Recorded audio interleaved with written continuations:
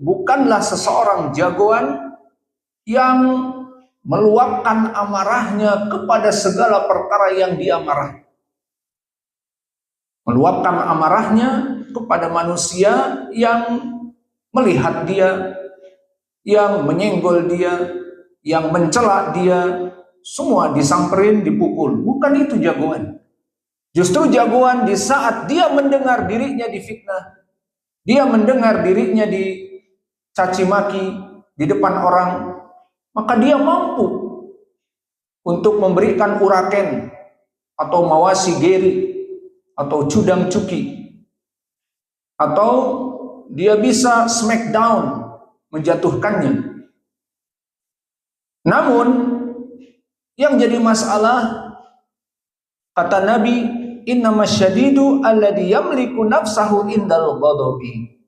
Namun justru orang yang bersabar, dan ini poin pendalilan kitab sabarnya. Bismillah, alhamdulillah, wassalatu wassalamu ala rasulillah wa ala alihi wa sahbihi wa man walah. Wa ashhadu an la ilaha illallah wahdahu la syarikalah wa ashhadu anna Muhammadan abduhu wa rasuluh, amma ba'd. Alhamdulillah, pada kesempatan hari ini, hari Sabtu 10 Januari 2026, bertepatan dengan 20 Rajab 1447 Hijriah. Kita lanjutkan kajian di Fakultas Ilmi Raqaiq, ilmi kelembutan hati, dari kitab Riyadhus Shalihin. Maka meriwayatkan An-Nawawi dari Abi Hurairah, dan hadis ini muttafaqun alaih. Laisa syadidu bisar'ati, bukanlah orang yang gagah perkakas, ya, gagah perkasa, pendekar, pendek dan kekar, jagoan, preman.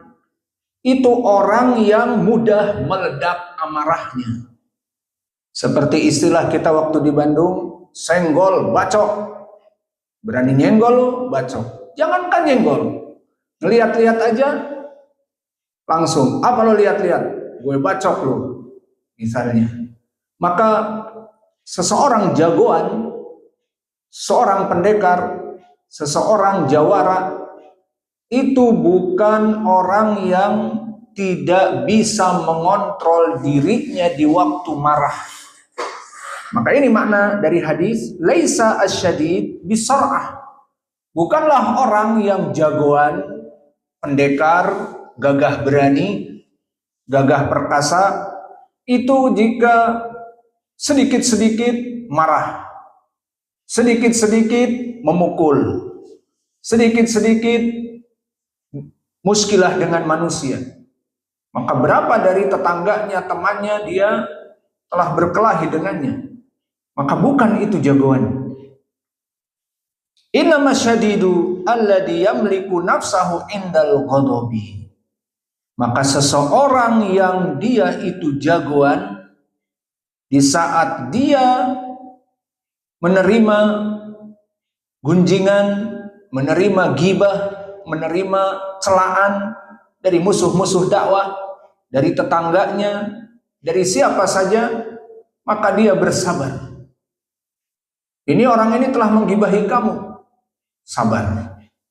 Ini orang ini telah mencela kamu bahwa kamu maling dakwah, sabar. Ini orang ini depan kamu senyum-senyum, tapi di belakang dia ngirim SMS di grupnya bahwa kamu adalah maling dan seterusnya, sabar. Masa disamperin, dipukul, kasihan, dan seterusnya.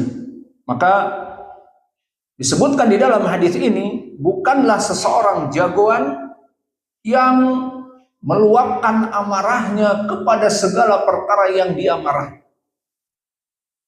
Meluapkan amarahnya kepada manusia yang melihat dia, yang menyenggol dia, yang mencela dia, semua disamperin, dipukul. Bukan itu jagoan. Justru jagoan di saat dia mendengar dirinya difitnah, dia mendengar dirinya dicaci maki di depan orang, maka dia mampu untuk memberikan uraken atau mawasi geri atau cudang cuki, atau dia bisa smackdown, menjatuhkannya. Namun yang jadi masalah, kata Nabi, innamasyadidu alladhi yamliku nafsahu indal ghadabi. Namun justru orang yang bersabar, dan ini poin pendalilan kitab sabarnya, di saat dia bersabar, nah biarlah hari kiamat paling kita ambil kebaikan darinya. Kamu disebut maling dakwah, biar sabar. Emang maling? Gak ada kan maling dakwah? Biarin. Biar pahala kita lebih banyak. Dan mengambil sholat-sholatnya, puasa-puasanya, disebar di media sosial, semakin banyak semakin baik. Didengar oleh 500 atau dibaca oleh 500 orang, lebih baik. Semakin banyak kita mengambil dari pahala sholatnya. Maka inilah yang diinginkan dari seseorang yang gagah perkasa itu. Justru di saat dia dalam keadaan marah, mampu mengontrol marahnya. Maka kenapa kalau kita katakan di sini perkaranya justru orang-orang yang gagah berani itu yang mengontrol hawa nafsunya, mengontrol marahnya, karena sedikit-sedikit kelahi senggol bacok akan membuat dia dimusuhi, bahkan diiqab, dipenjara. Maka setiap hari dia dipenjara, dilaporkan telah memukul fulan, bahkan temannya, gara-gara temannya tidak mau berbagi udud. Tahu udud? Rokok. Minta rokok, nggak ada, gue bacok lu. Akhirnya dipukul di temannya gara-gara tidak memberikan 1 batang rokok, dipenjara, dikeluarkan 3 hari berikutnya, kelahi lagi, dipenjara. Maka seperti itu Nabi mengatakan bukan jagoan. Orang seperti itu bukan jagoan. Mana jagoan itu? Justru dia dihina, dia didera, dia mungkin dipukul, ditempeleng, namun dia bisa membalasnya, bahkan membunuhnya, namun sabar, menyelamatkan dia kesabaran ini dari penjara, dari pembunuhan yang menyebabkan dia dibunuh nanti oleh orang yang dia bunuh, keluarganya, seperti kisos dan sebagainya. Maka faedah dari hadis ini, barakallahu fikum, bahwa hadis ini menjadi pendalilan yang besar bahwa seseorang dinamakan jagoan bukan karena dia mengejawantahkan amarahnya. Oh, si fulan jagoan, kenapa? Di saat dihina langsung dibacok mati yang menghinanya. Itu bukan jagoan. Justru di sini dari pendalilan yang besar di bab sabar ini, seseorang dikatakan asyadid, maknanya jagoan, justru dia bisa mengontrol amarahnya. Ad-dabt an-nafs indal ghadab. Di saat dia mampu menahan hawa nafsunya di saat marah, dia kontrol, tidak terbawa amarah, maka bisa jatuh kepada perkara yang buruk jika dia tidak mengontrolnya. Dan ini terjadi. Berapa dari musuh dakwah, ingat ucapan saya, berapa dari musuh dakwah ingin menjatuhkan pondok ini dengan menyebutkan keburukan-keburukan dan kita tidak peduli, dan bahkan berhadapan dan mengatakan keburukan, dan kita ancam, misalnya aku patahkan rusuk kamu dengan flying knee di Muay Thai.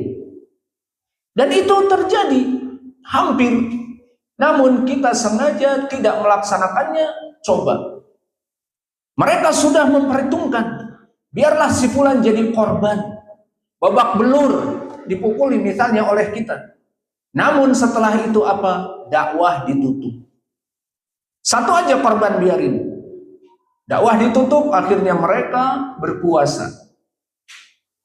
Organisasi tertentu di sini berkuasa, atau partai tertentu atau manhaj tertentu, gara-gara tadi kita tidak bisa mengontrol diri dan dijadikan umpan, dan umpan ini sudah siap mau dibabak belur pun nggak apa-apa, dimasukkan rumah sakit 3 hari sembuh. Namun orang yang memukulnya dan seterusnya akan sengsara dakwahnya, maka dia akan dipenjara, kemudian ditutup pondoknya, dan mungkin mereka sudah berniat untuk menggantikan dengan pengurus yang baru dari manhaj yang baru. Maka sungguh disayangkan seseorang yang tidak bersabar dalam dakwah.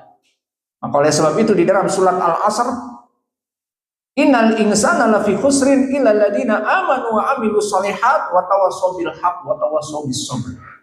Maka seluruh manusia yang hidup di muka bumi ini dalam keadaan merugi, kecuali tadi beriman, beramal soleh, dan menyerukan kepada kesabaran. Orang yang bersabar.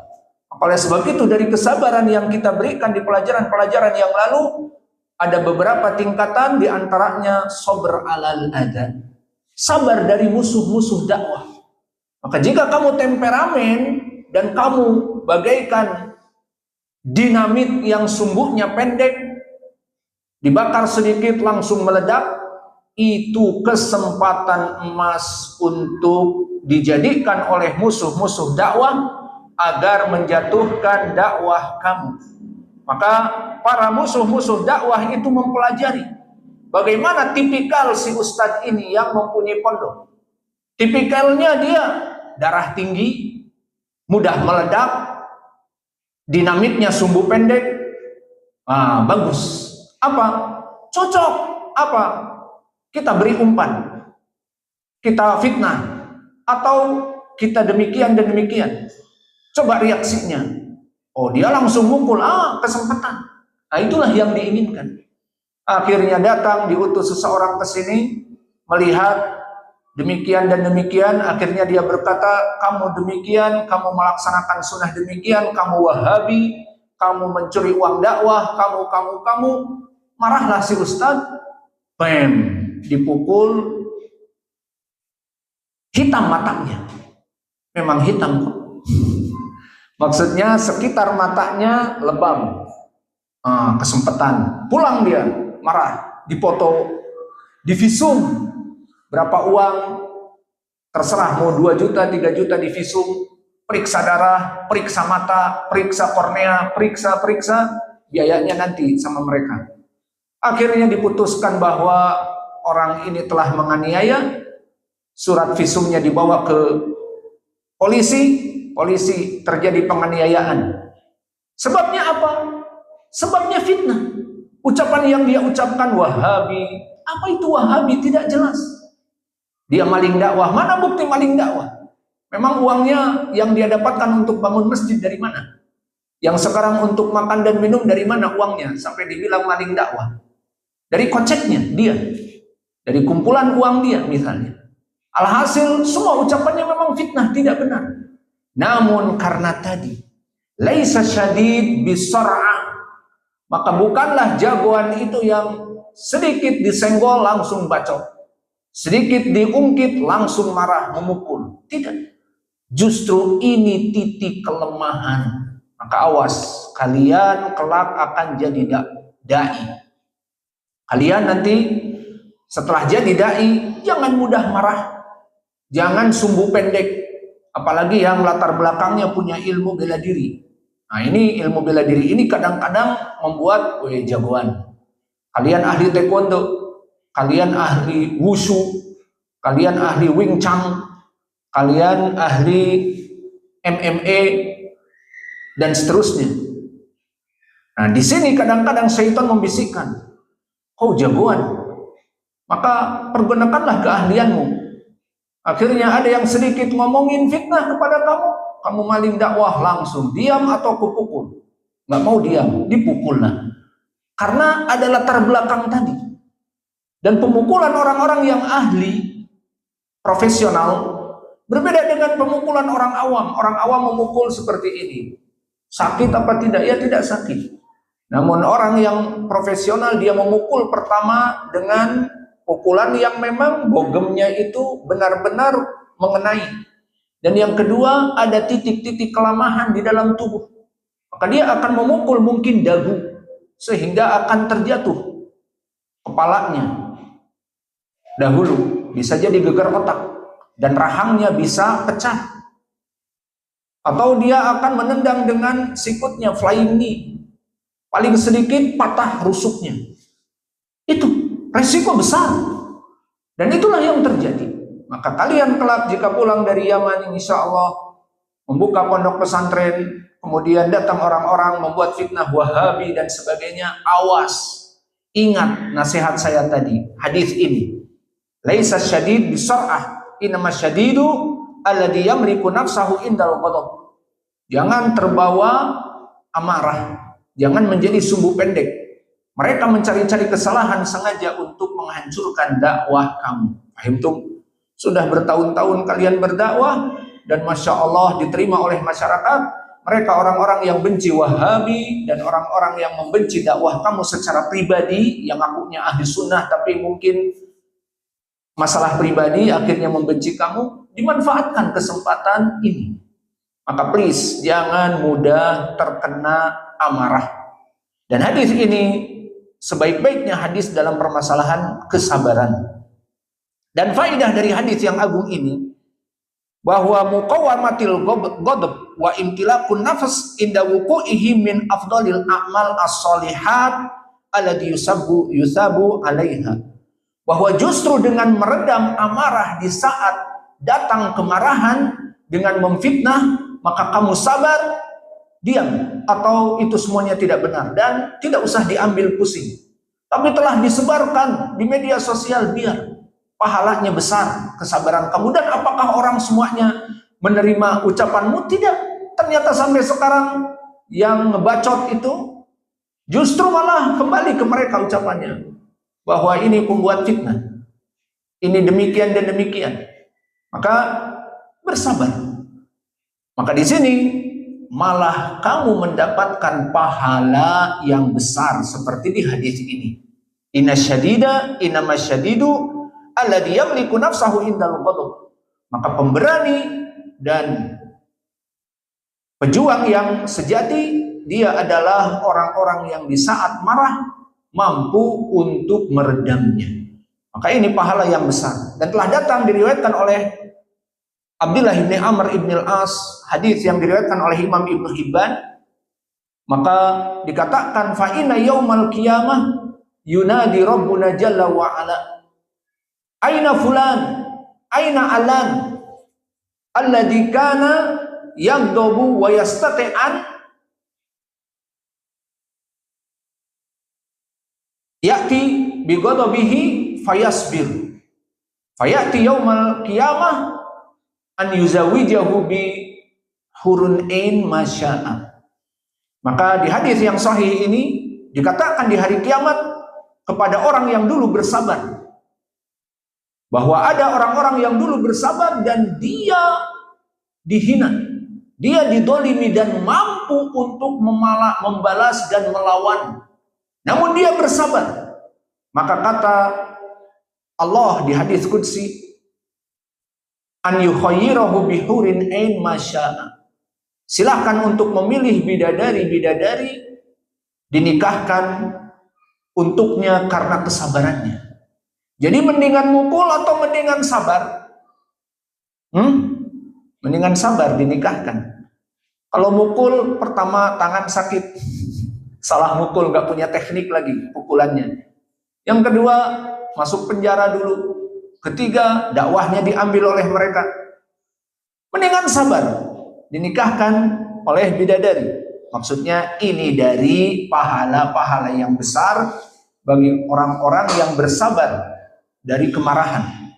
Dan yang keempat, faedah dari hadis ini, bahwa seseorang datang kepada Nabi meminta nasihat. Apa yang dinasihati oleh Nabi? Qala la taghdab, faraddada miraran la taghdab.